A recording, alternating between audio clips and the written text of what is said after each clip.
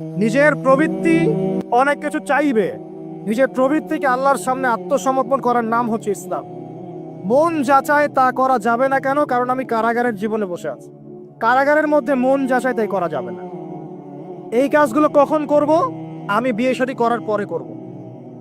বিয়ে শাদী করবেন, আপনি স্ত্রীকে নিয়ে ঘোরেন, স্ত্রীকে নিয়ে আল্লাহর সৃষ্টি দেখেন, স্ত্রীকে নিয়ে আপনি বাইকে ঘোরেন, রিক্সায় ঘোরেন, চটপটি খান, ফুচকা খান, আইসক্রিম খান, কোনো সমস্যা নাই।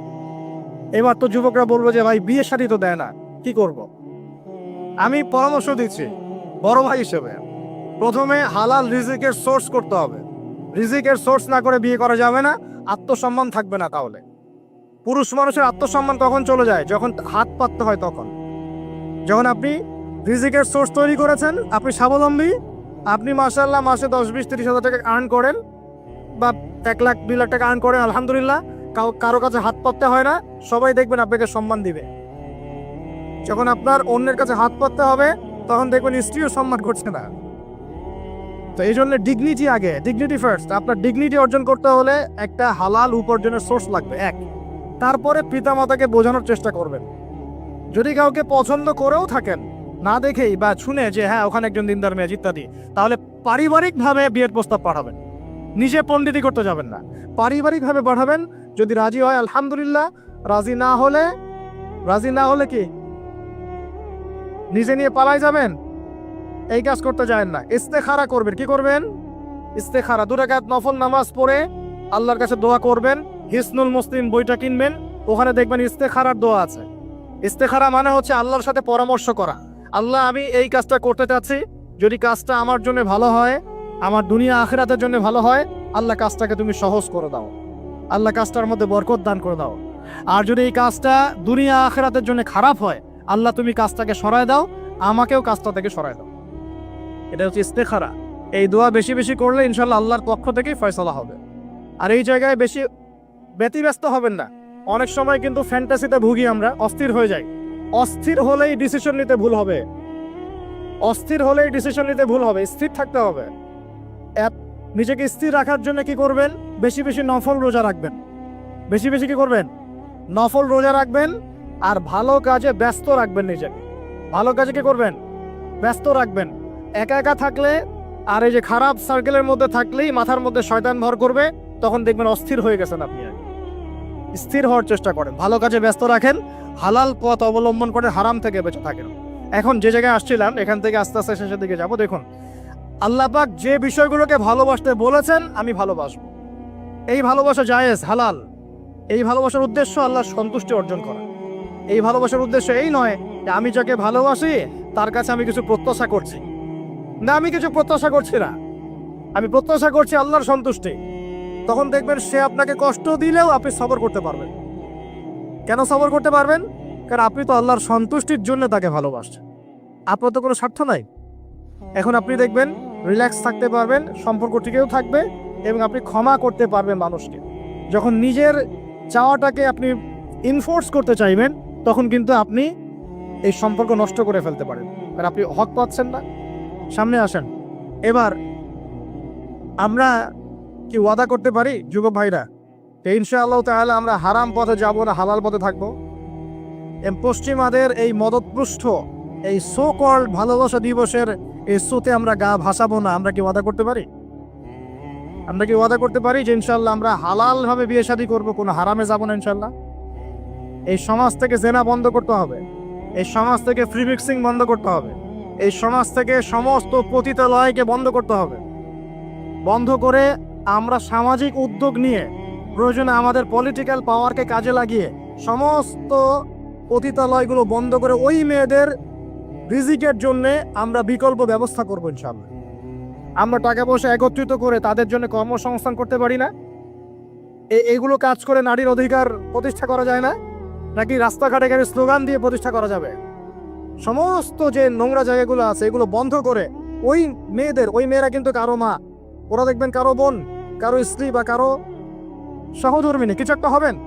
তারাও কিন্তু মানুষ, তারাও মানুষ, হয়তো অন্ধকার জগৎ হারিয়ে গেছে, দালালের খপ্পরে পড়েছে বা পেটের দায়ে পড়ে কাজ করছে। যদি আমরা তাদের জন্য বিকল্প ব্যবস্থা করে দিতে পারি, আল্লাহ পাক আমাদেরকে তৌফিক দান করুন। তাদের জন্য কর্মসংস্থানের ব্যবস্থা করতে পারি, একটা মেয়েও এ হারাম পরে যাবে না ইনশাআল্লাহ। আমরা কি এভাবে নারীর অধিকার প্রতিষ্ঠা করতে পারি না? আমরা কি এতিম মেয়েদের দায়িত্ব নিয়ে করতে পারি না? আমরা কি সমাজের বিধবা মেয়েদেরকে বিয়ে করতে পারি না?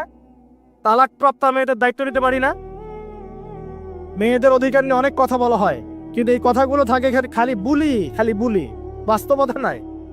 বাস্তবে কয়জন ছেলে এতিম একটা মেয়েকে বিয়ে করে দেখিয়েছে? কয়জন ছেলে একটা বিধবা মেয়েকে বিয়ে করার সাহস করেছে? কয়জন ছেলে একটা তালাকপ্রাপ্ত একটা মেয়েকে বিয়ে করে দেখিয়েছে হ্যাঁ আমি তার দায়িত্ব নিলাম? আমরা বুঝতে পারলাম যে আল্লাহ পাক পুরো সৃষ্টি জগৎকে ভালোবাসেন। আল্লাহ পাক আমাকে ভালোবাসেন, আপনাকে ভালোবাসেন বলেই আজকে আপনি এখানে বসে আছেন। আল্লাহ পাক আপনাকে ভালোবাসেন বলেই লক্ষ লক্ষ কোটি কোটি মানুষ এখন জেনা করছে, আজকের দিনে আপনি ওয়াজ মাহফিলে বসে আছেন। আল্লাহ পাক আপনাকে ভালোবাসেন বলেই আপনি আল্লাহকে সেজদা দেওয়ার তৌফিক পেয়েছেন। আপনি লা ইলাহা ইল্লাল্লাহ কালিমা শিখেছেন, আপনি এই যে কোরআন পড়তে শিখেছেন, কোরআন পড়ছেন, হাদিস পড়ছেন, নবীর দ্বীনের প্রতি মহব্বত আছে, আল্লাহ আপনাকে ভালোবাসেন বলেই হচ্ছে। কখন বুঝবেন আল্লাহ আপনাকে ভালোবাসছে? যখন আল্লাহ পাকের অনুমোদিত কাজগুলো আপনার ভালো লাগবে। নামাজ পড়তে ভালো লাগছে, রোজা রাখতে ভালো লাগছে, কোরআন তেলাওয়াত করতে ভালো লাগছে, আল্লাহর জিকির করতে ভালো লাগছে, আলেম ওলামার সাথে থাকতে ভালো লাগছে, ঠিক আছে? আল্লাহর হালাল কাজগুলো যখন ভালো লাগবে বেশি বেশি, বুঝবেন আল্লাহ আপনাকে নির্ঘাত মহব্বত করেন। আর যখন আল্লাহ পাকের নিষেধগুলো, হারাম, মদ আমার ভালো লাগে না, জিনা ভালো লাগে না, আমার খারাপ জিনিস দেখতে ভালো লাগে না, খারাপ শুনতে ভালো লাগে না, বুঝবেন আল্লাহ আপনাকে ভালোবাসেন। আর যখন দেখবেন খারাপের পিছনে আপনার ঝোঁক বেশি, দুর্নীতি করতে ভালো লাগে, সুদ খাইতে ভালো লাগে, ঘুষ খাইতে ভালো লাগে, কাউকে ঠকাইলে মনে হয় আমি স্মার্ট হয়ে গেলাম, হ্যাঁ, মানুষের টাকা আত্মসাৎ করতে ভালো লাগে, নামাজ না পড়ে ঘুম দিতে ভালো লাগে, ঠিক আছে, রমজান মাসে বিড়ি টানতে ভালো লাগে, ঠিক আছে, মেয়ের সাথে যে টাঙ্কি মারতে ভালো লাগে, তখন বুঝবেন যে আল্লাহ আপনাকে এখনো ভালোবাসেন বা আপনি আল্লাহর ভালোবাসা পাওয়ার যোগ্যতা হারিয়ে ফেলেছেন। আল্লাহ পাক আমাদেরকে বোঝার তৌফিক দান করুন।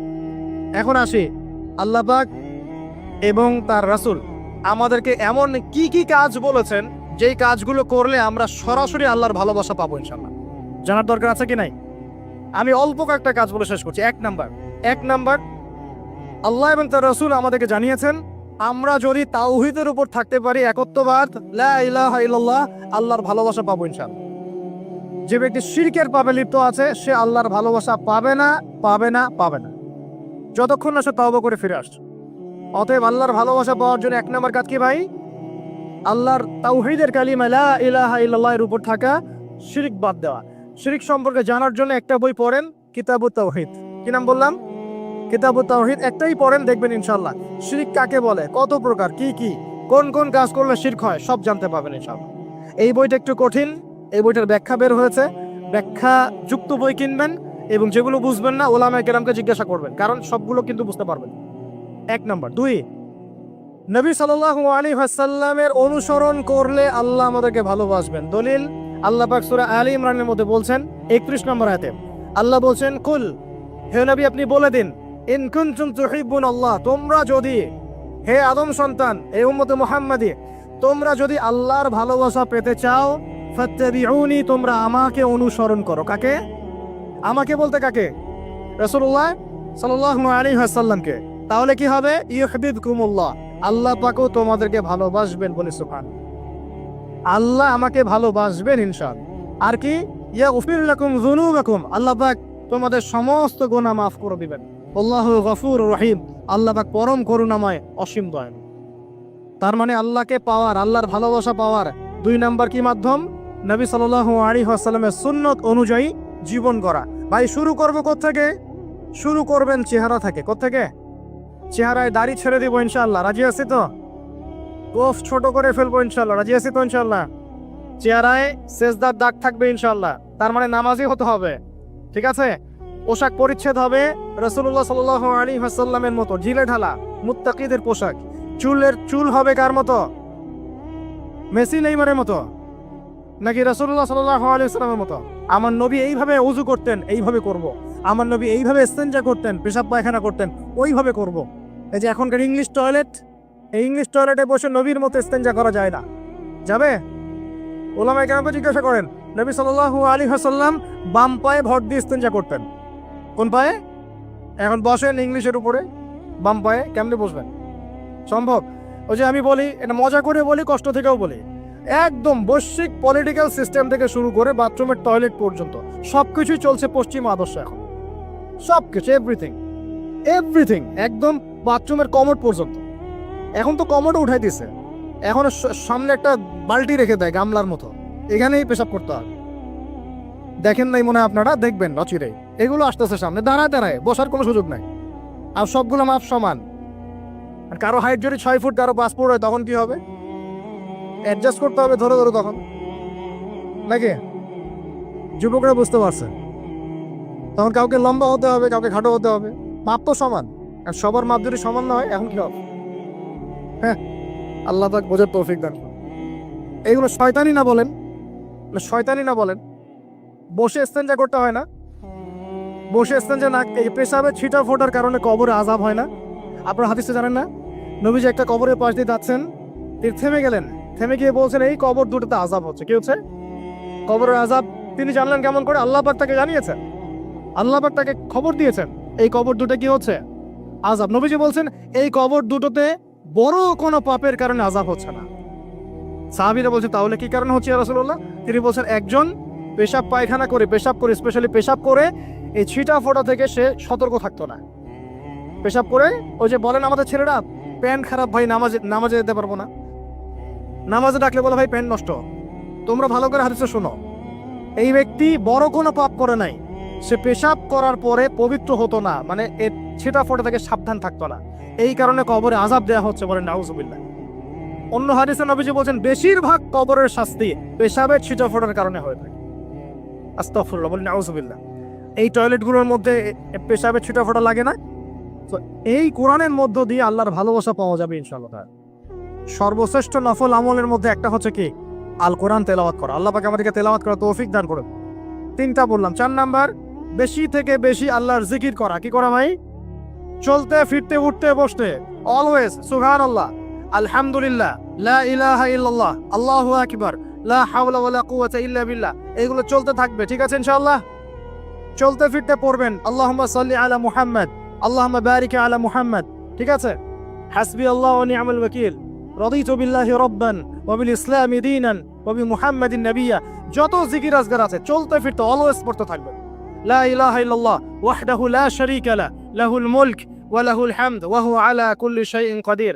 আস্তাগফিরুল্লাহাল্লাযী লা ইলাহা ইল্লা হুয়াল হাইয়ুল কাইয়ুম ওয়া আতুবু ইলাইহি, লা হাওলা ওয়া লা কুওয়াতা ইল্লা বিল্লাহ। এগুলো পড়তে থাকবেন। যে যত বেশি আল্লাহ জিকির করবে তার কলবে আল্লাহ তত বেশি নূর দিবেন ইনশাআল্লাহ। আর যার কলবে যত বেশি নূর, সে তত বেশি আল্লাহর ভালোবাসা মহব্বত পাবে ইনশাআল্লাহ। কয়টা বলছি ভাই? 4টা। 1 নাম্বার কি ছিল? তাওহীদ। 2 নাম্বার নবীর সুন্নত। 3 নাম্বার বলেন কোরআন তেলাওয়াত করা। 4 নাম্বার বেশি বেশি আল্লাহর জিকির করা। 5 নাম্বার, স্পেশালি 5 নাম্বার, বেশি বেশি আল্লাহর কাছে তওবা করা। কি করা? যে আল্লাহর কাছে তওবা করে আল্লাহ তাকে মহব্বত করেন। আলহামদুলিল্লাহ, যে আল্লাহর কাছে তওবা করে আল্লাহ তাকে মহব্বত করেন। আমাদের নবীজি প্রত্যেক দিন 70 থেকে 100 বার আল্লাহর কাছে তওবা করতেন। বলে সুবহানাল্লাহ। পারা যাবে তো ইনশাআল্লাহ? 6 নম্বরটা হচ্ছে বেশি বেশি নামাজ আদায় করা। কি করা? আল্লাহকে পাওয়ার জন্য শ্রেষ্ঠ মাধ্যম হচ্ছে সেজদা করা। কি করা? আর সেজদা করা হয় সবচেয়ে শ্রেষ্ঠ ভাবে নামাজের মধ্য দিয়ে। কিসের মধ্য দিয়ে? ওয়াদা করতে পারি তো ইনশাআল্লাহ 5 ওয়াক্ত নামাজ পড়বো রেগুলার। কোন রকম যদি বাধ্যবাধকতা না থাকে, ওজন না থাকে, তাহলে মসজিদে গিয়ে পড়বো ইনশাআল্লাহ। পারবো তো ইনশাআল্লাহ? রমজান মাসে নামাজ শক্ত করে ধরবো ইনশাআল্লাহ। ঈদের পর ছেড়ে দিব ইনশাআল্লাহ। ঈদের পর ছেড়ে দিব কি? ঈদের পরেও ধরে রাখতে হবে ইনশাআল্লাহ তাআলা। আমাদের সমাজে মাশাআল্লাহ রমজান মাসে সবাই পাক্কা মুসল্লি হয়ে যায়, তাই না? কারণ শিকল দিয়ে বাধা থাকে শয়তান, শয়তানও মুক্ত হয়। ঈদের দিন ঢাকঢোল ধুমধারাক্কা গান বাজা শুরু হয়, তাই না? আল্লাহর ওয়াস্তে রমজানের শিক্ষাগুলো ধরে রাখবো ইনশাআল্লাহ তাআলা। দিব্যি রোজার মাসে রমজান রোজা খুলেই একেবারে সিগারেট হাতে নিয়ে একদম এগুলো খাওয়া শুরু করবো। এগুলোর মধ্যে মাদকদ্রব্য আছে। যে পানীয়র মধ্যে যার্রা পরিমাণ মাদকদ্রব্য থাকবে সেটাও মাদক, মনে রাখবেন। স্মোক করে, স্মোকটাকে অনেকে মাদক মনে করে না, তাই না? স্মোকিংটাকে অনেকে মাদক মনে করে না, মনে করে মাকরু মনে হয়। মাকরু মানে কি? মাকরু মানে কি ভালো? মাকরু মানে কি? মাকরু মানে কি? কোরআনে সূরা বানু ইসরাইল খুলে দেখেন, বড় বড় কিছু পাপের কথা মেনশন করে আল্লাহ পাক বলছেন এই পাপগুলো ছেড়ে দাও, এই পাপগুলো আল্লাহর কাছে মাকরুহা, এই পাপগুলো আল্লাহর কাছে অপছন্দের পাপ। এটা কি মাকরু মানে কি জায়েজ করে নেওয়া? সিগারেট খাওয়া বন্ধ করেন, ওয়াদা করেন আমার সাথে যে আজকে থেকে কোনোদিন সিগারেটে হাত দিবেন না। কোনো প্রকার এইসব টাইগার মাইগার স্পিড খাবেন না, এসব এসব ভালো জিনিস না, ভালো কিছু খান না, ভালো কিছু খান। আর অনেকে দেখা যায় যে জর্দা খাওয়া শুরু করেছে, কেন? এটাও কি সুন্নত নাকি? কি দরকার আছে ভাই? এতটুকু খাইলে হয়তো নেশা হয় না বুঝলাম, এতগুলো জর্দা একবারে খান দেনি, খাওয়া যাবে? খামরের মূলনীতি কি? যার বেশি খেলে নেশা হয় তার অল্প খাওয়া হারাম। মনে করেন এখানে যতটুকু পানি আছে এতটুকু এতটুকু খেলে, এতটুকু মাদক খেলে কারো নেশা হচ্ছে না, কিন্তু এতটুকু খেলে নেশা হচ্ছে। তার মানে কি এতটুকু খাওয়া জায়েজ, এতটুকু খাওয়া হারাম, নাকি পুরোটাই হারাম? এটা বোঝার জন্য কি মুফতি হওয়ার দরকার আছে? আপনি বুঝতে পারছেন? অতএব এই যাবতীয় মাদক দ্রব্য থেকে দূরে থাকতে হবে, না হলে ভূমিকম্প আসবে। কিন্তু ভূমিকম্প আসবে। আর মাদক দ্রব্য নিয়ন্ত্রণ অধিদপ্তর দিয়ে শুধু মাদক নিয়ন্ত্রণ করা যাবে না, মানুষের ঈমান আকীদার পরিবর্তন দরকার। মানুষের মধ্যে আল্লাহর ভীতি জাগ্রত করতে হবে, তাহলে মানুষ অটোমেটিক মাদক ছেড়ে দিবে ইনশাআল্লাহ। আমরা কি যুব ভাইদের কাছে ওয়াদা নিতে পারি ইনশাআল্লাহ তাআলা জীবনেও কোনোদিন মাদক খাবো না, জীবনে কোনোদিনও মাদকের ধার কাছে যাবো না ইনশাআল্লাহ। আল্লাহ পাক সাক্ষী থাকুন, আল্লাহ কবুল করুন, আমিন। প্রিয় ভাইরা, এটা নবীজি বলছেন লা ইয়াশরাবান্নান নাস মিন হাযিহিল উম্মতি খামরুন, আমার উম্মতের কিছু মানুষ খামর মাদক পান করবে, ওয়া ইউসাম্মুনাহা বিগাইরি ইসমিহা, এর নাম রাখবে ভিন্ন, অন্য নামে ডাকবে, মাদক বলে ডাকবে না। আর কি করবে? ইউজাসু আলা রুউসিহিমুল মাআজিফ, মাআজিফ মানে হচ্ছে বাদ্যযন্ত্র। মাআজিফ মানে কি? বাদ্যযন্ত্র। এখন বলেন তো মাথার কাছে বাদ্যযন্ত্র থাকবে মানে কি? ইয়ারফোন, ব্লুটুথ, এই যে আপনি যে মাথায় কানে দিয়ে রাখছেন, মাথায় আছে না?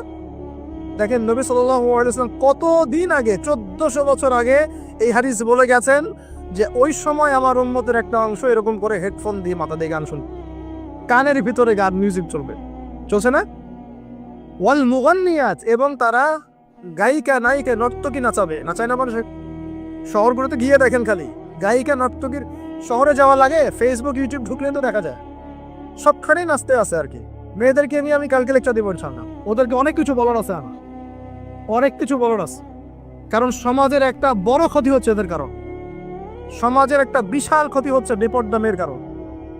বহু দিনদার পরেশগার যুবক পর্যন্ত ঈমান হারাচ্ছে এদের কারণে। আর বাসায় তো এদের বাপ নাই, মনে হয় বাপ নাই, ভাই নাই, স্বামী নাই, কেউই নাই, এদেরকে বোঝানোর কেউ নাই। অনেক দিনদার ছেলে পর্যন্ত এদের ফিতনায় দিন হারিয়ে ফেলছে। আর এখন কিছু কিছু ওয়াইজ বের হয়েছে, প্রেম বিশেষজ্ঞ, মানে বসে বসে প্রেমের আলাপ করতে পারলে মাথা। আর এগুলো নিয়ে ট্রল করতে করতে ভাইরাল সব ইউটিউব ফেসবুক, চুলকে সুরসুরি আলাপ করতে ভালো লাগে খাটে। এই হারাম সম্পর্কের ভিত্তি ঘুরাই দিতে হবে। বারবার বলি তোমাদেরকে যে একটা হালাল রিজিকের সোর্স তৈরি করো, তাড়াতাড়ি বিয়ে করে ফেলা। বিয়ে ছাড়া যৌন চাহিদা, লজ্জাস্থানের হেফাজত, এগুলো করার কোনো বিকল্প কোনো পথ নাই, বিকল্প কোনো পথ নাই। যে পথগুলো দেখা যায় এগুলো হতাশা আরো বাড়াই দিবে, এগুলো আপনাকে আরো জানোয়ার বানায় ফেলবে। তথ্যে পর্নোগ্রাফির যুগ চলছে, মেয়েদের ইজ্জত আবরু রক্ষা করা খুব চ্যালেঞ্জের কাজ। মেয়েদের ইজ্জত আবরু রক্ষা করা এত চ্যালেঞ্জ যে পর্নোগ্রাফির যুগে যে কোনো মেয়ে ধর্ষিত হতে পারে।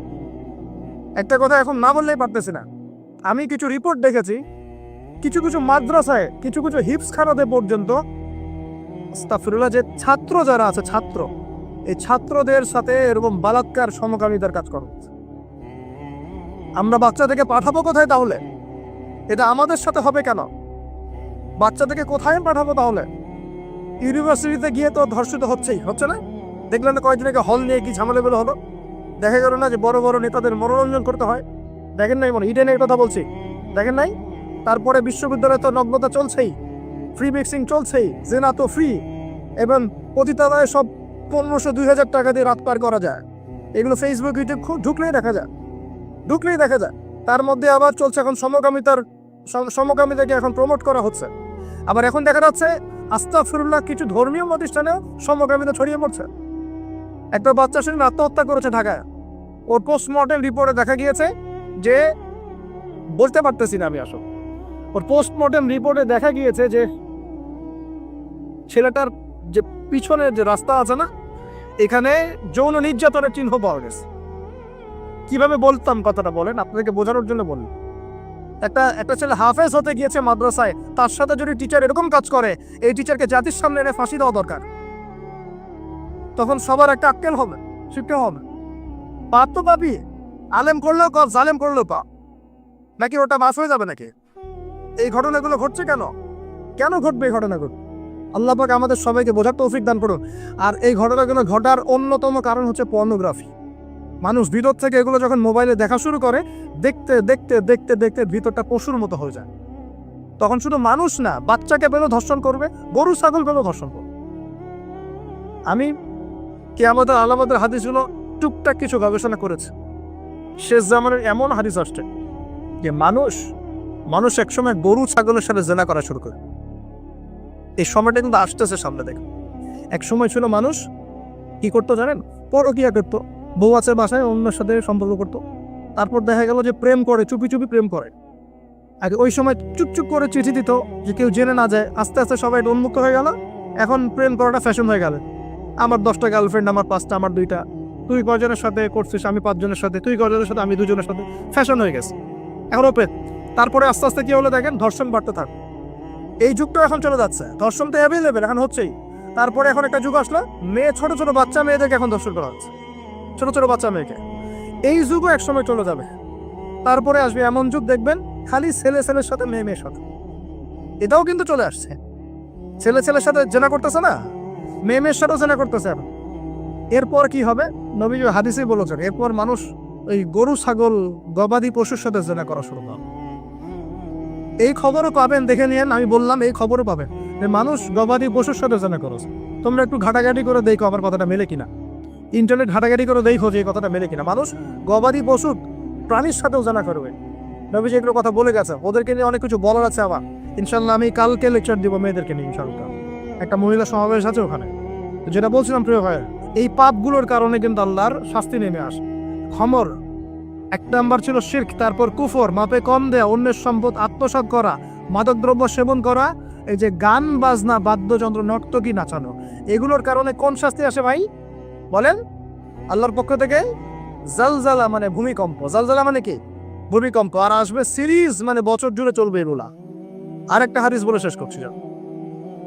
ও আচ্ছা, এর পরিণতিটা বলে নেই। নবীজি বলছেন, ওয়ায়াজআলুল্লাহু মিনহুমুল কিরাদাতা ওয়াল খানাজির। যারা এই কাজগুলো করবে, মানে মাদক খাবে, নাম চেঞ্জ করবে, যারা বাদ্যযন্ত্র নিয়ে রাত কাটাবে, যারা নর্তকী নাচাবে, আল্লাহ রাব্বুল আলামিন এদেরকে একদিন সকালবেলা বানর আর শুয়োর বানিয়ে দিবে।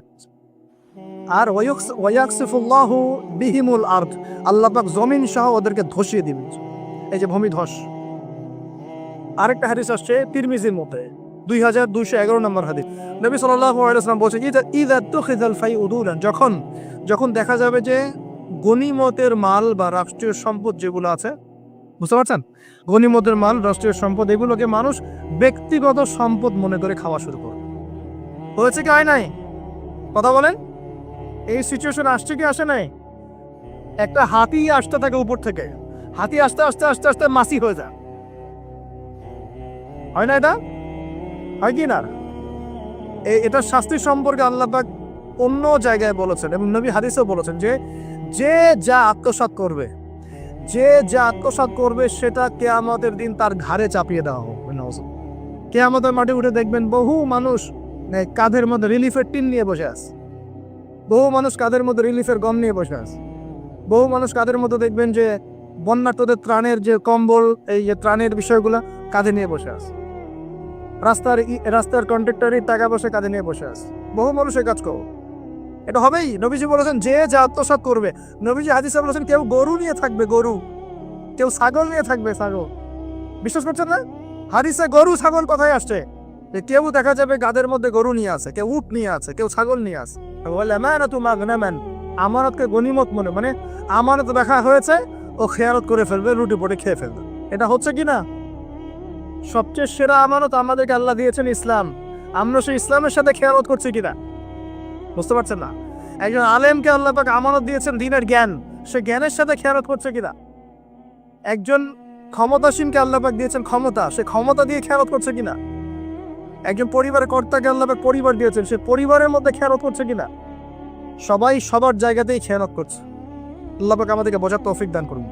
3 নাম্বার নবীজি বলছেন ওয়াজ-যাকাতু মাগরামান, যখন যাকাতটাকে মানুষ বোঝা মনে করা শুরু করে। যাকাত দিতে চায় না মানুষ, যাকাত নাম শুনলেই দৌড় দেয় পিছন থেকে, যাকাত দিতে চায় না, নামাজ পড়ে যাকাত দিতে চায় না। আল্লাহ পাক আমাদের সবাইকে যাকাত দেওয়ার তৌফিক দান করুন। ওয়া তুযল্লিমা লিগাইরিদ দ্বীন, এটা চমৎকার। নবীজি বলছেন যে যখন ধর্ম বিবর্জিত শিক্ষা চালু হোক, বুঝতে পারেন না, ধর্ম আলাদা শিক্ষা আলাদা চালু হয়েছে কি হয় নাই? সারা বিশ্ব হয়েছে কি হয় নাই? ধর্ম আলাদা শিক্ষা আলাদা। ধর্ম বিবর্জিত শিক্ষা যখন চালু হবে, এবং এবার শোনেন নবীজি বলছেন আর রাজুলুম রাতাহ, একজন পরিবারের কর্তা তার স্ত্রীর আনুগত্য করে। ফ্যামিলিস্ট রেভলিউশন মানে স্ত্রীর আনুগত্য করবে পুরুষ, স্ত্রীর আঁচল ধরে বসে থাকবে পুরুষ। শুধু তাই না, ওয়াক কম্মা, এবং তার মায়ের সাথে খারাপ ব্যবহার করা শুরু করে। মাকে প্রাধান্য না দিয়ে বউকে প্রাধান্য দিবে এবং তার আঁচল ধরে বসে না। এসবে আসে নাই? আচ্ছা, হিসাব করতে থাকে, বিরত থাকে। নবীজি বলছেন ওয়া'আদনা সাদিকা, বন্ধু বান্ধবদেরকে কাছে টেনে নিবে, বন্ধু বান্ধবদেরকে কাছে টেনে নিবে। ওয়াকসাবা, এবং তার বাবাকে দূরে ঠেলে দিবে। হয়েছে কি হয় নাই? যুবকরা বলো এটা হয় নাই? বাবাকে দেখলে কয়েকটি সালাম দেয়, বাবার সাথে কতজনের ভালো সম্পর্ক আছে? বন্ধুর সাথে যা বাবার সাথে তা নয়। অথচ বাবা এবং ছেলের সম্পর্ক হওয়া উচিত বন্ধুত্বপূর্ণ। তোমার সবচেয়ে সেরা বন্ধু হবে তোমার বাবা, তোমার সবচেয়ে সেরা বান্ধবী হবে তোমার মা এবং তোমার বোন। মায়ের সাথে ছেলের সম্পর্কে দূরত্ব, বাবার সাথে ছেলের সম্পর্ক দূরত্ব, এগুলো হচ্ছে না? এটা নবীজি বলেছেন। আর বলছেন, এবার শোনেন, ওয়াযাহরাতিল আসওয়াতু ফিল মাসাজিদ, মসজিদগুলোর মধ্যে হট্টগোল শোরগোল বেড়ে যাবে। বাড়ালে মসজিদ এখন হইহুল্লা হয় না? আমি নিজে দেখেছি, দুই দল কমিটি আধিপত্য বিস্তারকে নিয়ে একদম হকিস্টিক নিয়ে আসছে মসজিদে মারার জন্য। এরকমও হয়েছে। আরো অনেক জঘন্য ঘটনা ঘটে, আল্লাহ মাফ করুক। তারপর নবীজি বলছেন ওয়াসাদা কাবিলুহু ফাসিকুহু, একটা কবিলা বা একটা গোত্রের নেতৃত্ব দিবে একজন ফাসিক ব্যক্তি। এমন হচ্ছে কি হচ্ছে না? হচ্ছে। ওয়াসাদা কাবিলুহু ফাসিকুহুম, তাদের মধ্যে যে ফাসিক সে দিবে নেতৃত্ব। নাউযুবিল্লাহ। নবীজি আরো বলছেন ওয়া কানা যাঈমুল কওমি আরযানাহুম, সমাজের সবচেয়ে নিম্ন শ্রেণীর মানুষ কওমের জিম্মাদার হয়ে যাবে। সুবহানাল্লাহ। নবীজি আরো বলছেন ওয়া উকরিমা রাজুল, একজন ব্যক্তিকে এই কারণে সম্মান করা হবে মাখাফাতা শাররি, তার ভয়ে তাকে সম্মান করা হবে। একজন ব্যক্তিকে তার ভয়ে, তার ক্ষমতা ভয়ে, তার টাকার ভয়ে, তার ক্ষমতার ভয়ে, তার জনবলের ভয়ে তাকে সম্মান করা হবে। এমনটা হচ্ছে না? হচ্ছে। নবীজি আরো বলছেন ওয়াযাহরাতিল কায়নাত ওয়াল মুগান্নিয়াত, ওয়াযাহরাতিল কায়নাত ওয়াল মাআজিফ, ওয়াযাহরাতিল কায়নাত ওয়াল মাআজিফ, গায়িকা এবং বাদ্যযন্ত্রের প্রচলন বাড়তে থাকবে। গায়িকা বাদ্যযন্ত্র ব্যাপক হারে বাড়তে থাকবে। এবং ওয়াশুরিবাতিল খামর, এবং বেশি বেশি মাদকদ্রব্য সেবন করা হবে। ওয়ালাআনা আখিরি হাযিহিল উম্মাহ উলাহা, উম্মতের শেষ দিকের মানুষেরা প্রথম দিকের মানুষকে গালি দেওয়া শুরু করে। এই পাপগুলো যখন সমাজে দেখা যাবে, এই পাপগুলো যখন সমাজে দেখা যাবে, তখন তোমরা ফাল ইয়ারতাকিবু, এবার ধেয়ে আসবে ইনদা যালিকা, তোমাদের দিকে ধেয়ে আসবে চারটা আযাব। কয়টা আযাব? চারটা। এক নাম্বার, নবীজি বলছেন রিহান হামরাআন, উত্তপ্ত গরম বাতাস তোমাদের দিকে ধেয়ে আসবে। এখনো কি এসেছে? আসবে। আমি রিসার্চ করেছি, এই নাসা এই গবেষণা শুরু করেছে, সূর্য থেকে এরকম ক্ষতিকর কিছু উত্তপ্ত বিকিরণ আসতেছে পৃথিবীর দিকে, এবং সামনে আসবে পৃথিবীর দিকে। দেখে নিয়ে নাসাও বলছে এটা আসবে, কারণ ওইখানে হিলিয়াম গ্যাসের বিস্ফোরণ হচ্ছে সূর্যের মধ্যে। ওখান থেকে এমন উত্তপ্ত কিছু আসবে যেটা পৃথিবীকে ধেয়ে নিয়ে আসবে। আল্লাহ মাফ করুন। ওয়ারিহান হামরা, নবীজি বলেছেন গরম উত্তপ্ত বাতাস তোমাদেরকে চাপিয়ে দেওয়া হবে। ওয়া জালজালাতান, এবং এই যে ভূমিকম্প আল্লাহ চাপিয়ে দিবেন এই পাপগুলোর কারণে। আর কি হবে? ওয়া খাসফান, এবং ভূমি ধসে যাবে নিচে। ভূমি কি হবে? ধসে যাবে। আর বলছেন ওয়া মাসহান, এবং মানুষের চেহারা সুরত আকৃতি পরিবর্তন হয়ে যাবে। এটাকে বললাম যে বানর সুর হয়ে যাবে। আরো কিন্তু আকৃতি পরিবর্তনের আরো ব্যাখ্যা আছে। ছেলে এখন মেয়ে হয়ে যাচ্ছে, মেয়ে ছেলে হয়ে যাচ্ছে। দেখছেন না খবরগুলো বাড়ছে না? এটাও মাসখান, মানে আকৃতি পরিবর্তন হয়ে যাচ্ছে।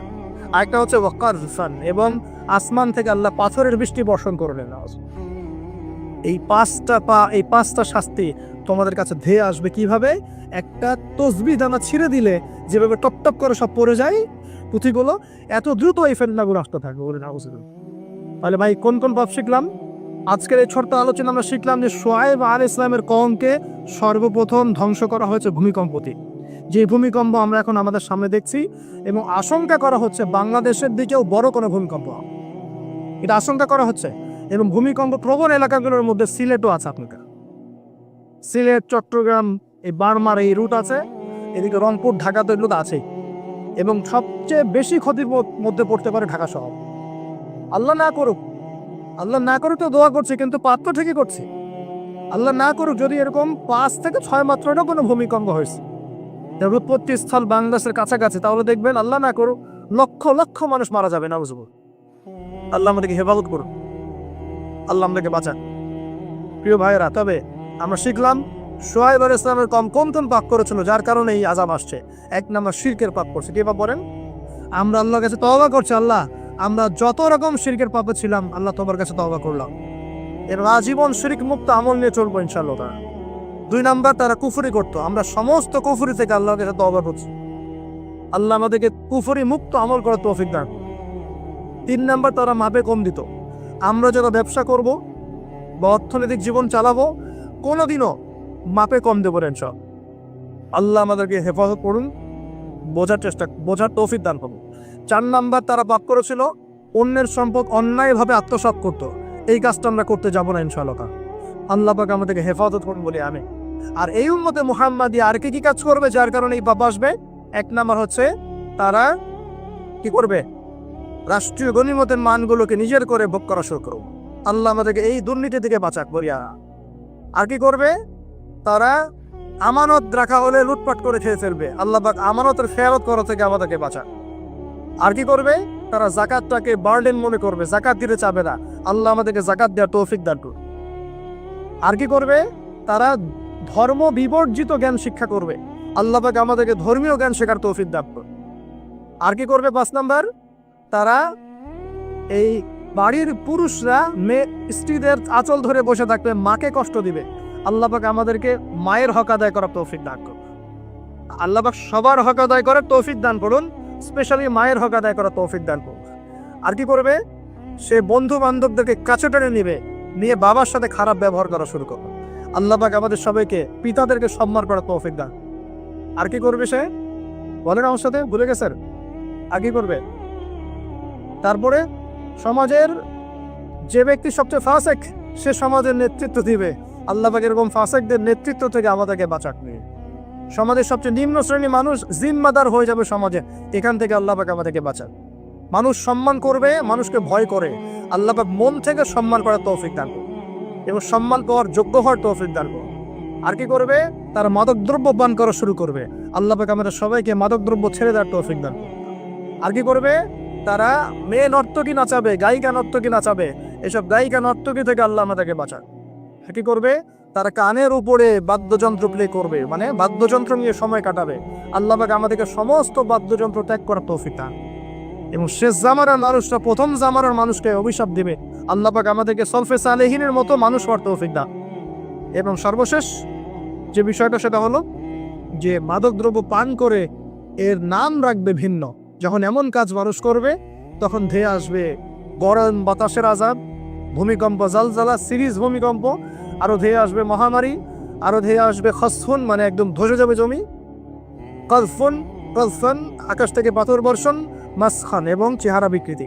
আল্লাহ রাব্বুল আলামিন পবিত্র কোরআনুল কারীমে বেশ কয়েকটা জায়গায় একটা সম্প্রদায়ের, একটা কওম, একটা জাতির কথা বলেছেন। তার নাম হচ্ছে কওমে মাদিয়ান। কি নাম?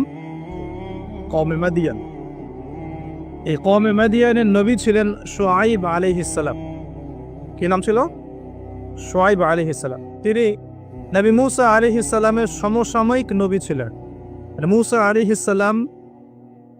আলাইহিস সালাম তার মেয়েকে বিয়ে করেছিলেন। নবী মুসা আলাইহিস সালাম যখন যুবক, তখন একদিন তিনি দেখছেন রাস্তায় 2 জন লোক ঝগড়া করছে। একজন তার গোত্রের, আর একজন হচ্ছে ফেরাউনের বাহিনীর। তো মুসা আলাইহিস সালাম তার গোত্রের, যে তার জাতের, তার সাথে তার পক্ষ নিলেন। তো কোরআন বলছে যে সেই এক ঘুষিতেই সেই ব্যক্তি মারা গেছে। ঠিক আছে? ওয়াকাযাহু, মুসা আলাইহিস সালাম তাকে একটা ঘুষি দিলেন। ফাকাদা আলাইহি, এতেই তার মৃত্যু হয়ে গেল। পরের দিন আবার একই ঘটনা ঘটছে। মূসা আলাইহিস সালাম দেখছেন আবার সেই ব্যক্তি আরেকজনের সাথে লড়াই করছে। তখন তিনি আবার তাকে বাঁচাতে গেলেন।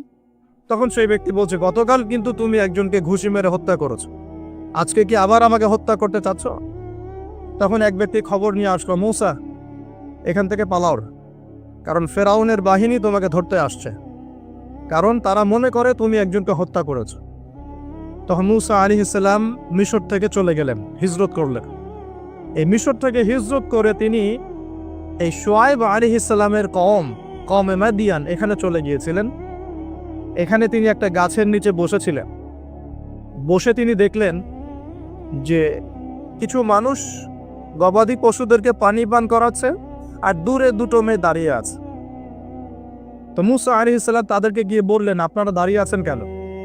তখন সেই দুটো মেয়ে মূসা আলাইহিস সালামকে বললেন যে আমরা দুর্বল, যতক্ষণ না তারা তাদের পশুদেরকে পানি পান করিয়ে চলে যাচ্ছে ততক্ষণ পর্যন্ত আমরা পানি পান করাতে পারি না। তখন মূসা আলাইহিস সালাম, তিনি শক্তিশালী ছিলেন, বিশ্বস্ত ছিলেন, তিনি তাদের হয়ে পশুদেরকে পানি পান করালেন। এবার সেই মেয়ে দুটো বাসায় চলে গেল। বাসায় চলে গিয়ে কিছুক্ষণ পর মূসা আলাইহিস সালাম আবার সেই গাছের নিচে বসে আল্লাহর কাছে একটা দোয়া করছেন। কি দোয়া? আল্লাহ পাক কোরআনে বলছেন, নবী মূসা আলাইহিস সালাম বলেছিলেন, রব্বি, হে আমার রব, ইন্নী লিমা আনজালতা ইলাইয়া মিন খায়রিন ফাকির। হে আল্লাহ, তুমি আমার প্রতি যে নেয়ামত বর্ষণ করবে, তুমি আমার উপর যে অনুগ্রহ বর্ষণ করবে, আমি তার জন্য ভিখারি হয়ে বসে আছি। বলে সুবহানাল্লাহ। কারণ এখন মূসা আলাইহিস সালাম ফেরারি মানুষ, মিশর থেকে চলে আসছেন, না এখানে আছে খাবার, না আছে বস্ত্র, না আছে বাসস্থান, না আছে কোনো আত্মীয় স্বজন, একাকী। তখন তিনি গাছের নিচে বসে এই দোয়া করছেন, রব্বি ইন্নী লিমা আনজালতা ইলাইয়া মিন খায়রিন ফাকির। হে আল্লাহ, আমার উপর তুমি যে নিয়ামতগুলো দিবে এর জন্য আমি ভিখারি হয়ে বসে আছি। সুবহানাল্লাহ। ঠিক ওই সময় ওই দুই মেয়ের একজন মেয়ে হেঁটে হেঁটে মূসা আলাইহিস সালামের কাছে আসলেন, এবং তাদের হাঁটার বর্ণনা আল্লাহ পাক কোরআনে দিয়েছেন যে তারা লাজুক ভঙ্গিতে হেঁটে আসলেন। সেই মেয়ে লাজুক ভঙ্গিতে হেঁটে আসে। এখনকার মেয়েদেরকে এই হাঁটাকে শিখাবে যে মেয়েদেরকে লাজুক ভঙ্গিতে হাঁটতে হয়? লজ্জা শরম তো সেই কবেই উঠে গেছে। তো একটা ভালো কাজ করার পরে মূসা আলাইহিস সালাম গাছের নিচে বসে আল্লাহর কাছে দোয়া করছেন। এই জন্য ভালো কাজের ওসিলা দিয়ে আল্লাহর কাছে দোয়া করতে হয়। এই যে আমরা দোয়া করতে চাই আল্লাহর কাছে, দোয়া করার বিভিন্ন সময় আছে, গুরুত্বপূর্ণ সময় আছে, পদ্ধতি আছে। পদ্ধতির সময় বুঝে দোয়া করলে ইনশাল্লাহ দোয়া ডাইরেক্ট কবুল হবে ইনশাআল্লাহ। আর তিনটা জিনিস খেয়াল রাখতে হবে। এক, ওই ইবাদত যেন আল্লাহর সন্তুষ্টির জন্য হয়। দুই, সেটা যেন নবী সাল্লাল্লাহু আলাইহি ওয়াসাল্লামের পদ্ধতি অনুযায়ী হয়। এবং তিন, আপনার রিজিকটা যেন হালাল থাকে। এই তিনটা বিষয় ঠিক থাকলে ইনশাআল্লাহ তাআলা দোয়া কবুল হবে ইনশাআল্লাহ। তো মূসা আলাইহিস সালাম দোয়া করলেন, সাথে সাথে ফল আসলো। ওই মেয়ে হেঁটে হেঁটে চলে আসলেন, এসে বললেন, আমার বাবা আপনাকে ডাকছেন, আমার বাবা আপনাকে ডাকছেন। এই কথার অর্থ যারা অ্যাডাল্ট তারা বুঝতে পারবে। এখন মূসা আলাইহিস সালাম তার সাথে গেলেন, গিয়ে দেখলেন তার বাবা হচ্ছেন একজন নবী, যার নাম হচ্ছেন শুআয়ব আলাইহিস সালাম, যার কথা বলছেন। তার বাবার নাম কি?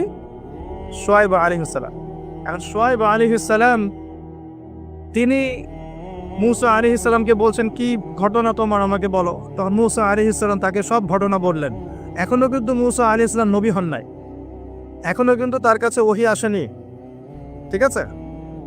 এখন তিনি তার ঘটনা খুলে বললেন যে আমি বনু ইসরাইলের মানুষ, ফেরাউনের ঘরে বড় হয়েছি, একদিন রাস্তায় ঘটনা ঘটলো, তারপরে আমাকে তারা ধাওয়া করে আজকে এই জায়গায় আমি চলে আসছি। এখন শুআয়ব আলাইহিস সালাম বলছেন যে এখানে ভয়ের কিছু নাই, তুমি এখানে নিরাপদ, এখানে কেউ তোমার কোনো ক্ষতি করবে না ইনশাআল্লাহ।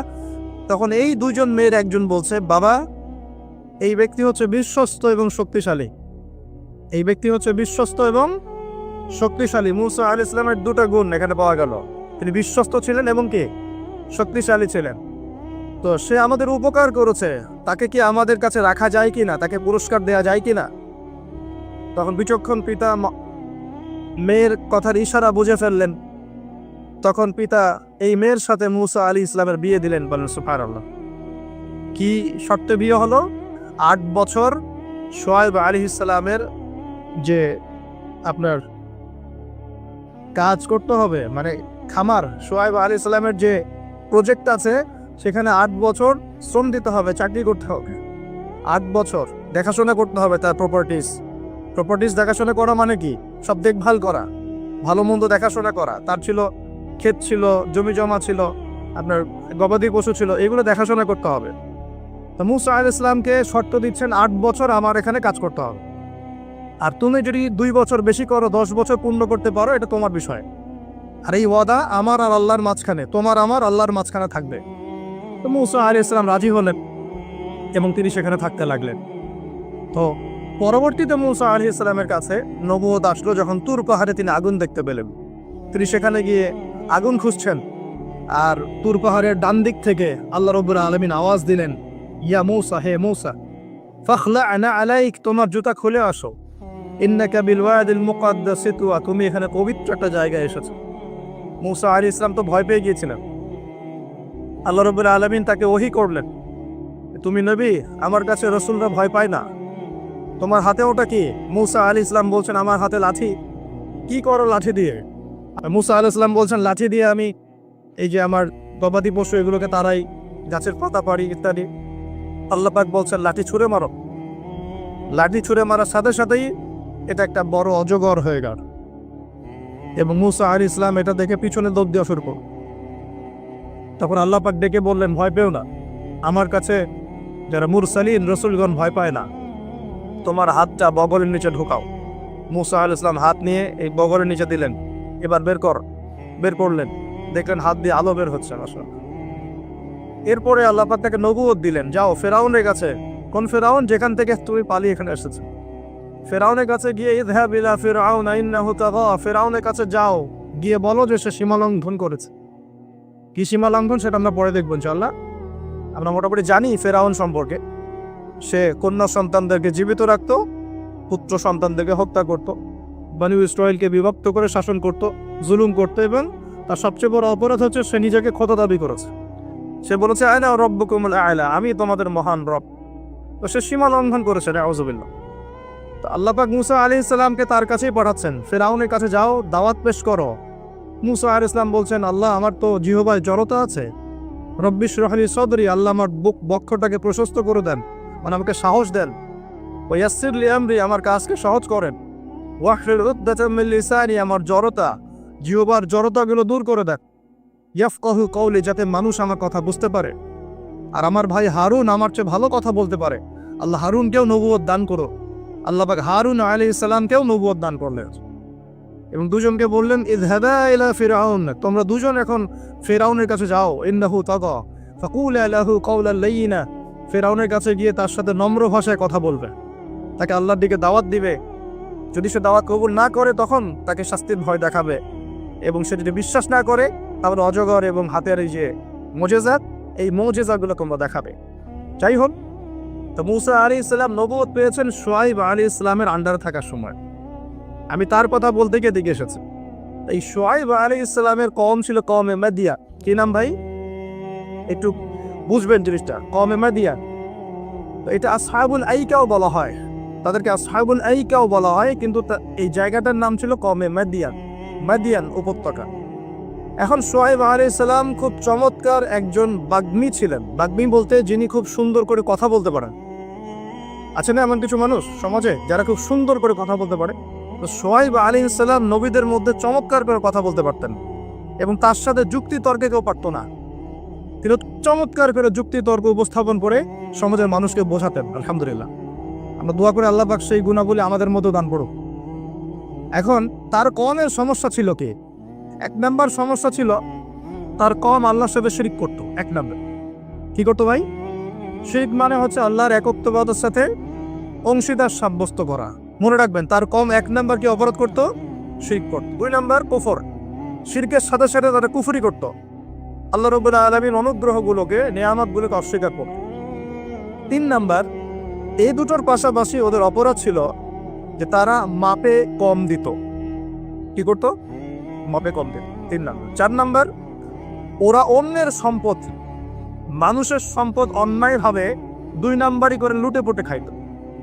এই 4টা ছিল ওদের মেজর অপরাধ। কয়টার অপরাধ? এই 4টা ওর মারাত্মক মেজর অপরাধ। এখন আসেন, এদের কি পরিণতি হলো সেটা বলার আগে আমরা এই পাপগুলো নিয়ে একটু আলোচনা করব। এই পাপগুলো নিয়ে একটু আলোচনা করে সংক্ষিপ্ত করে। মাদিয়ান কওমের সর্বপ্রথম অপরাধ ছিল তারা আল্লাহর সাথে শিরক করত, মানে আল্লাহ পাকের তাওহীদের সাথে অংশীদার সাব্যস্ত করত। এখন এই শিরকটা কিন্তু প্রত্যেক যুগেই নবীদের সময় হয়েছে, এবং আমাদের নবী মুহাম্মদ সাল্লাল্লাহু আলাইহি ওয়াসাল্লাম তার জামানাতেও কিন্তু আবু জেহেল, আবু লাহাব, উতবা, সায়বা এরা কিন্তু শিরক করেছে। এখন এই শিরকটাকে নবী সাল্লাল্লাহু আলাইহি ওয়াসাল্লাম খুব সহজ করে ভাগ করে দিয়ে গেছেন। আমরা যদি কোরআন এবং হাদিসটা ঘাটাঘাটি করি, আমরা দেখব যে শিরকটা আসলে 3 প্রকার হয়। এই তাওহীদ এবং শিরকটা 3 প্রকার হয়। একটা হলো একত্ববাদ, যেমন 3 প্রকার হয়, শিরকও 3 প্রকার হয়।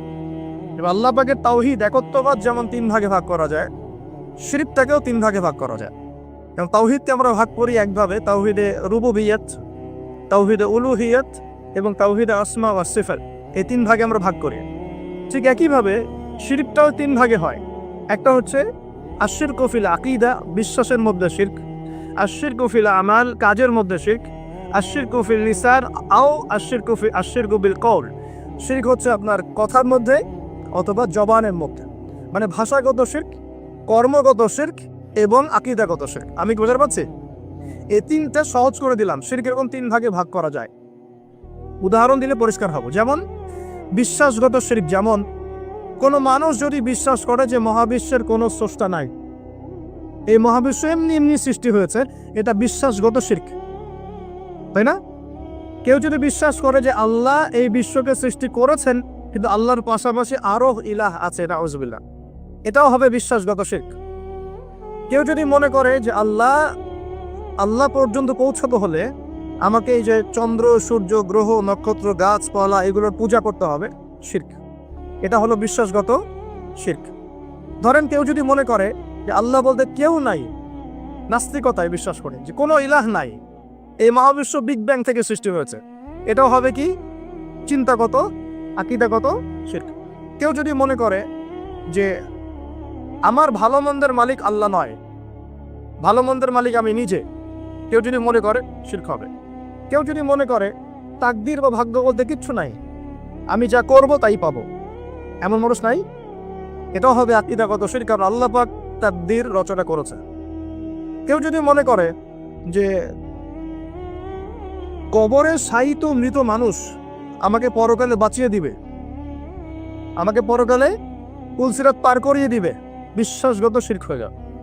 কেউ যদি মনে করে যে অমুক ওসিলা মাধ্যম ধরলে আমি সন্তান লাভ করব, এটাও শিরক। সন্তান দেওয়ার মালিককে। কেউ যদি মনে করে আমি পরিশ্রম করি বলেই রিজিক প্রাপ্ত হই, শিরক। আমি পরিশ্রম করি, কাজ করি, ব্যবসা করি, চাকরি করে বলেই 3 বেলা খেতে পারি, শিরক। কে খাওয়ায়? কেউ যদি মনে করে যে আমি খুব রুটিন লাইফ লিড করি, ভালো মন্দ বেঁচে চলি, ভালো ভালো খাই, ব্যায়াম করি, এই কারণে আমি সুস্বাস্থ্যের অধিকারী, শিরক হবে। সুস্বাস্থ্য দিয়েছেন কে? কেউ যদি মনে করে যে আমার হাতে একটা আংটি আছে, এই আংটি খুলে ফেললে আমার রোগ হবে, এটা হবে বিশ্বাসগত শিরক। কেউ যদি মনে করে আংটিটা খুলে ফেললে আমার রোগ বেড়ে যাবে, অথবা আংটি খুলে ফেললে আমি মারা যাব, আমার কোনো ক্ষতি হবে, বিশ্বাসগত শিরক।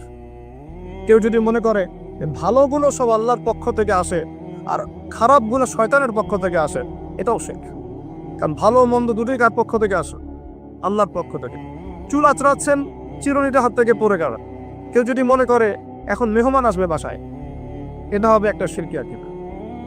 বাসা থেকে বের হয়েছেন, হঠাৎ করে হোঁচট খেলেন, এই কাপড়টা আটকে গেল, আপনি মনে করছেন হয়তো বাইরে গেলে কোনো অমঙ্গল অকল্যাণ হতে পারে, বিশ্বাস করলেই শিরক। কেউ যদি মনে করে যে রাস্তার পাশে লোক বসে আছে টিয়া পাখি নিয়ে, ও আমার ভাগ্য বলতে পারে, বিশ্বাস করলে শিরক। কেউ যদি পত্রিকা খুলে দেখে রাশি ফলে লেখা আছে তুমি সিংহ রাশি, তোমার আজকের দিনটা এমন যাবে, বিশ্বাস করলে শিরক। কেউ যদি হাত দেখায় জ্যোতিষীকে, দেখিয়ে বলে যে আমার ভবিষ্যৎ বলে দেন, আমার কয়টা বিয়ে হবে, কয়টা বাচ্চা হবে, কেউ যদি বিশ্বাস করে, তাহলে শিরক। এরকম অসংখ্য শিরক হতে পারে, আমি বলে শেষ করতে পারবো না, যেগুলো মানুষের চিন্তার সাথে সম্পৃক্ত। কিসের সাথে সম্পৃক্ত? এই চিন্তার সাথে যে শিরকগুলো সম্পৃক্ত, এইগুলোকে আমরা বলি আশিরকু ফিল আকীদা বা বিশ্বাসগত শিরক। আমি কি বুঝতে পারছি? আমি সহজ করে দিচ্ছি। 2 নাম্বার হচ্ছে আশিরকু ফিল আমাল, কাজের মধ্যে শিরক। কেমন? যেমন আল্লাহ বলেছেন আল্লাহর জন্য নামাজ পড়তে, যদি আমি বা আপনি অন্য কাউকে দেখানোর জন্য নামাজ পড়ি, কি হবে? শিরক হবে। আল্লাহ বলেছেন আল্লাহর সন্তুষ্টির জন্য দিনের জ্ঞান অর্জন করতে।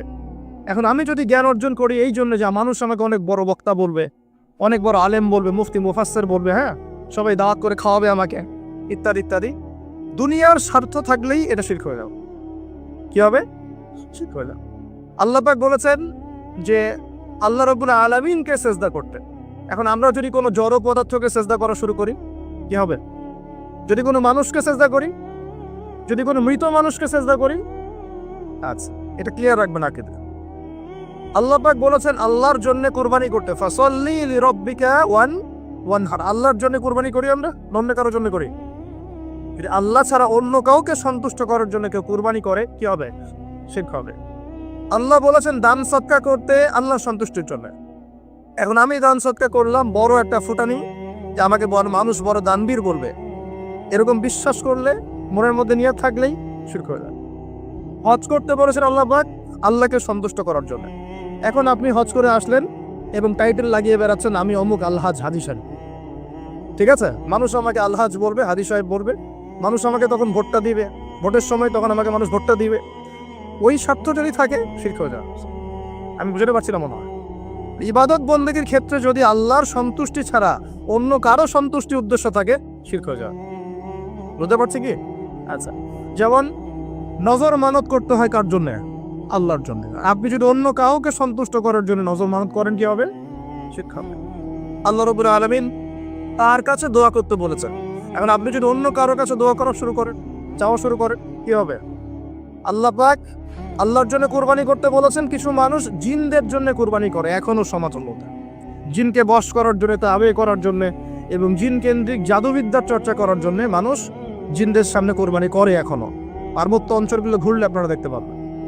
এবং মানুষ জাদুবিদ্যার চর্চাও করে। কেউ যদি কুফরি, তন্ত্র মন্ত্র এসব জাদুবিদ্যার চর্চা করে শিরক হয়ে যায়। এরকম প্রচুর কাজ আছে যেগুলো আমলগত শিরক, কাজগত শিরক। একটা গেল চিন্তাগত শিরক, একটা গেল কি কাজগত আমলগত শিরক। আরেকটা হতে পারে কথায়, লিসান বা জবানে, আল কাউল ফিল কাউল, কথা জবান এগুলোর মধ্যে শিরক হতে পারে। যেমন এই যে যদি আপনাকে জিজ্ঞাসা করি ভাই কেমন আছেন, তো বললো যে আপনার দোয়ায় ভালো আছে, আপনার দোয়ায় ভালো আছে। যদি বলতেই হয় বলতে হবে আলহামদুলিল্লাহ আপনার দোয়ায় ভালো আছে। আলহামদুলিল্লাহ আল্লাহর সন্তুষ্টি, আল্লাহর ইচ্ছা, অতঃপর আপনার দোয়ায় ভালো আছে। জিজ্ঞাসা করছি আপনার মা কেমন আছে, যদি কেউ বলে মা খুব অসুস্থ ছিল, ভাগ্যিস একজন ভালো ডাক্তার পেয়েছিলাম, না হলে মাকে বাঁচানো যেত না, কথা বলার সাথে সাথেই শিরক হয়ে গেছে। বুঝতে পারছেন না মনে হয়? কেউ যদি বলে যে আগামীকাল বৃষ্টি হবে, আগামীকাল বৃষ্টি হবে, এখনো কিন্তু বৃষ্টির কোনো আলামত দেখা যাচ্ছে না, এমনি বলো যে আগামীকাল বৃষ্টি হবেই, বলার সাথে সাথে কি হবে? যদি এভাবে বলে যে আকাশে মেঘ দেখা যাচ্ছে, ইনশাআল্লাহ আগামীকাল বৃষ্টি হতে পারে, তাহলে শিরক হবে না, তাহলে সে হবে। আপনি কি করবেন? ইনশাআল্লাহ আমি আগামীকাল এই কাজটা করব, আমি আগামীকাল এই অমুক কাজটা করব, এই কথাটা বললে শিরকের দ্বন্দ্ব থাকবে। যদি বলেন ইনশাআল্লাহ আমি আগামীকাল এই কাজ করব, তাহলে ঠিক আছে। এরকম অনেক। নাম কি? বলছে আমার নাম শাহিন শাহ। নাম কি? শাহিন শাহ মানে রাজাদের রাজা, রাজাদের রাজা। কে রাজাদের রাজা? নামগত শিরক হয়ে গেছে। অনেক সময় আমরা নাম নিয়ে অনেক মস্করা করি না, বলি যে কি মফিস, হ্যাঁ, তারপরে অনেক বিভিন্ন নাম বলে, খালেক, এই খালেক, এই মফিস, এইভাবে নাম ধরে ডাকা যাবে। আপনি সম্মানের সাথে বলতে হবে আব্দুল খালেক। কি বলতে হবে? আব্দুল খালেক। খালেক ও কি সৃষ্টিকর্তা নাকি সৃষ্টিকর্তার বান্দা? কোনটা?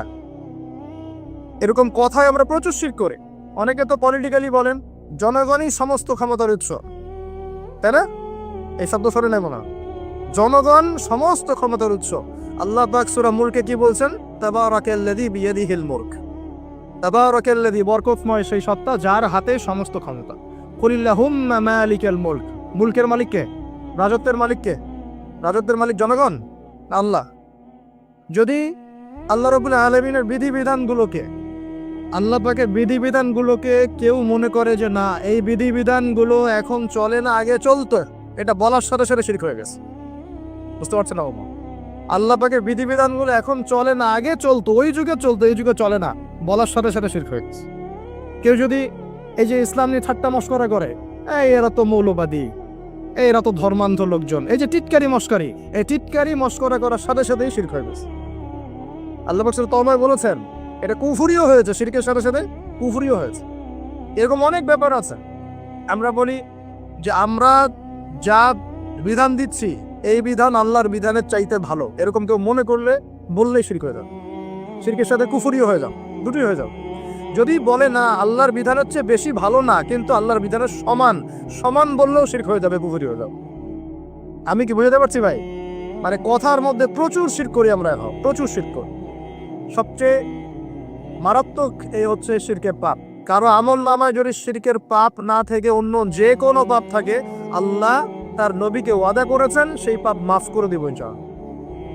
আল্লাহ পাক মেরাজের আলোচনা হচ্ছিল মনে একটু আগে, তো মেরাজের রাতে আল্লাহ পাক নবী সাল্লাল্লাহু আলাইহি ওয়াসাল্লামকে 3টা স্পেশাল গিফট দিয়েছেন। কয়টা? 3টা স্পেশাল গিফট দিয়েছেন, 3টা হাদিয়া তোফা। প্রিয় নবীকে ভালোবেসে, আমাদের নবীকে আল্লাহ পাক সবচেয়ে বেশি ভালোবাসেন না, ভালোবেসে 3টা হাদিয়া দিয়েছেন। এক, তোমার উম্মতের উপর 50 ওয়াক্ত নামাজ, যেটা কমতে কমতে কমতে কমতে কত আসছে? 5। আর কমানোর জন্য কোন নবী ফোর্স করছিলেন? নবী মুসা আলাইহিস সালাম, যার কথা একটু আগে বলছিলাম। কারণ তিনি বলছিলেন যে আমার উম্মতের উপর 2 ওয়াক্ত নামাজ খরচ ছিল, 5 ওয়াক্ত নামাজ আপনার উম্মত পারবে না, রাসূলুল্লাহ আপনি যান আরো কমিয়ে নিয়ে আসেন। মুসা আলাইহিস সালাম দূরদর্শিতা ছিল না। আসলে দেখেন তো আমাদের সমাজে 5 ওয়াক্ত নামাজ কতজন পড়ে? আসলে কি বেশিরভাগ মানুষ নামাজি না বেশিরভাগ মানুষ বেনামাজি, কোনটা? তাহলে ওনার দূরদর্শিতা কিন্তু ঠিক ছিল। এগুলোকে গায়েবের খবর বলে না। ওই যে বললাম আকাশে মেঘ জমেছে, আকাশে মেঘ জমেছে, এখন আপনি ছাতা নিয়ে বাসা থেকে বের হয়েছে, এটা কি আপনি গায়েবের খবর জানেন? আপনি বাসীরা আছে, আপনার দূরদর্শিতা আপনি দেখতে পাচ্ছেন। ফেরেশতারা কি বলেছিল? আতাজআলু ফিহা মান ইউফসিরু ফিহা ওয়া ইয়াসফিকু দিমা। আল্লাহ আপনি পৃথিবীতে এমন কাউকে পাঠাতে যাচ্ছেন পৃথিবীতে গিয়ে ফিতনা ফাসাদ সৃষ্টি করবে আর রক্তপাত ঘটাবে, মানুষ সেই কাজ পৃথিবীতে করছে কিনা? তার মানে কি ফেরেশতারা গায়েবের খবর জানে না? তাদের বাসীরা, কারণ এই কাজটা আগে জিন জাতি করেছিল। তো যেটা বলছিলাম, একটা হচ্ছে 50 ওয়াক্ত নামাজ। 2 নাম্বার, আল্লাহ পাক সূরা বাকারার শেষের 3টা আয়াত দিয়েছেন। কয়টা আয়াত? কোন বর্ণনা এসেছে 2টা আয়াত, আর কোন বর্ণনা আছে শেষ 3টা আয়াত। লিল্লাহি মা ফিস সামাওয়াতি, এখান থেকে ফানসুরনা আলাল কওমিল কাফিরিন পর্যন্ত এই 3টা আয়াত যে ব্যক্তি রাত্রেবেলা পড়ে ঘুমাবে সারা রাত ইবাদত করার নেকি পাবে ইনশাআল্লাহ। পারা যাবে না এটা পড়তে? আজকের লেকচার শোনার পরে যতদিন বেঁচে থাকবেন একদিনও এই আয়াতগুলো না পড়ে ঘুমাবেন না ইনশাআল্লাহ। পারবেন তো ইনশাআল্লাহ? আলী রাদিয়াল্লাহু আনহু বলতেন কোন বুদ্ধিমান মানুষ রাতের বেলা এই 3 আয়াত না পড়ে ঘুমাতে পারে না। যার বুদ্ধি আছে সেটা না পড়ে ঘুমাইতে পারে না। কারণ এই 3টা আয়াত তেলাওয়াত করে ঘুমালে আপনি সারা রাত নফলের ইবাদত পাচ্ছেন, নেকি পাচ্ছেন, সারা রাত নফল ইবাদতের নেকি পাচ্ছেন। এবং রাতের বেলা যে জিন, জাদু, কুফরি, কালাম, দৃশ্য অদৃশ্যের যে ক্ষতিগুলো আছে, এই সব কিছু থেকে আল্লাহ আপনাকে হেফাজত করবে ইনশাআল্লাহ তাআলা। অতএব এটা একটা গিফট আল্লাহ পাক দিয়েছেন মেরাজের রাতে। মেরাজ নিয়ে আলোচনা হয়, কিন্তু মেরাজের সবচেয়ে মূল জিনিসগুলো আমরা আমল করি না। মেরাজের রাতে এসেছে 5 ওয়াক্ত নামাজ, ওই নামাজই তো পড়ি না। আপনাকে আলোচনা আমি ধারাবাহিকভাবে শোনাই, কি পড়ব? নামাজটাকে পড়তে হবে। তারপরে কোরআন দিয়েছেন আল্লাহ পাক সূরা বাকারার শেষের 3 আয়াত। এতটুকু মুখস্থ করতে পারে না মুসলিম উম্মার যুবকরা। এদিকে একদম Bankimchandra, Saratchandra physics, chemistry, biology, ইতিহাস, সাহিত্য সব পড়ে শেষ করে ফেলেছে। হুমায়ুন আহমেদ, হুমায়ুন আজাদ পড়ে শেষ, হিমু হয়ে ঘুরে বেড়াচ্ছে রাস্তাঘাটে, কিন্তু তাই না? কিন্তু সূরা বাকারার শেষের 3টা আয়াত মুখস্থ বলতে পারে না। এই জেনারেশন দিয়ে কিছুই হবে না। এই জেনারেশনকে পরিবর্তন করতে না পারলে না তারা উম্মার কোনো খেদমতে কাজ করতে পারবে, না দেশের জন্য কিছু করতে পারবে।